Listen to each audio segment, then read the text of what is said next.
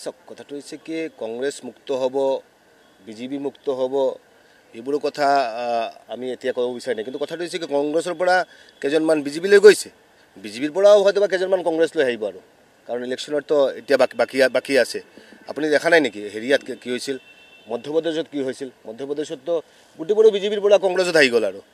গোটেই আহি গ'ল কংগ্ৰেছত আমিতো এনেকৈ ভাবিছিলোঁ যে নাই মধ্যপ্ৰদেশ মানে ক্লিন চুপ হৈ যাব তাৰপিছতো মধ্যপ্ৰদেশত পাৰিলে নেকি বিজেপিয়ে কংগ্ৰেছে পাৰিলে নেকি আমি পাৰা নাই আমি হাৰিছোঁ এইটো কাৰণে যিমানে নহওক কিয় আৰু অসমতো এনেকুৱা পৰিৱেশ সৃষ্টি হৈছে বা কেতিয়াবা বহুত কাৰণত কোনোবা ব্যক্তিগত কাৰণত বিজেপিলৈ গৈছে কিন্তু আল্টিমেটলি কথাটো হৈছে ৰিজাল্টটো আমাৰ ভাল ৰিজাল্ট হ'ব এইটো আমি দৃঢ়তাৰে ক'ব পাৰি কংগ্ৰেছী সংস্কৃতি বুলি যদি ক'ব বিচাৰে সিহঁতে কংগ্ৰেছৰ সংস্কৃতিটো কি আমাৰ সংস্কৃতি কি আমাৰ ভাৰতীয় সংস্কৃতি আমাৰ সংস্কৃতি ভাৰতীয় সভ্যতাটো আমাৰ সভ্যতা কনষ্টিটিউশ্যনে আমি বিশ্বাস কৰোঁ সিহঁতে কনষ্টিটিউশ্যন নামানে নহয় আমাৰ দেশৰ সংবিধানটো কোনো নামানে হয় তো ভাৰতৰ কংগ্ৰেছ মুক্ত বা এইবোৰ যিবোৰ কথা বাৰ্তা তেনেহ'লে মই ভাবোঁ ভাৰতৰ কনষ্টিটিউশ্যন হৈছে ভাৰতৰ সভ্যতা সংস্কৃতিৰ প্ৰতীক আৰু এই কনষ্টিটিউশ্যনৰ ওপৰত আমাৰ সম্পূৰ্ণ বিশ্বাস আছে আৰু আগন্তুক দিনত এই কনষ্টিটিউশ্যন যাতে অক্ষুণ্ণ থাকে তাৰ কাৰণে আমি যুঁজি থাকিম আৰু কনষ্টিটিউশ্যন যেতিয়ালৈকে অক্ষুণ্ণ থাকিব তেতিয়ালৈকে ভাৰতৰ সভ্যতা সংস্কৃতি আমাৰ নিশ্চয় অক্ষুণ্ণ থাকিব চাওক ৰাম আমাৰ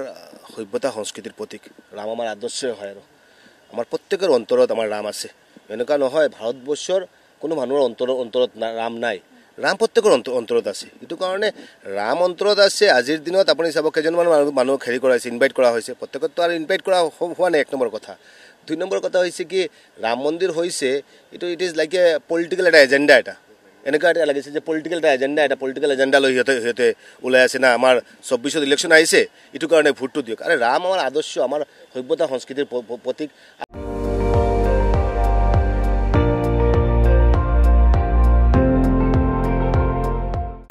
আপুনি চাই আছে ND24 সৰ্বশ্ৰেষ্ঠ নহয় সৰ্বোত্তমৰ দৌৰা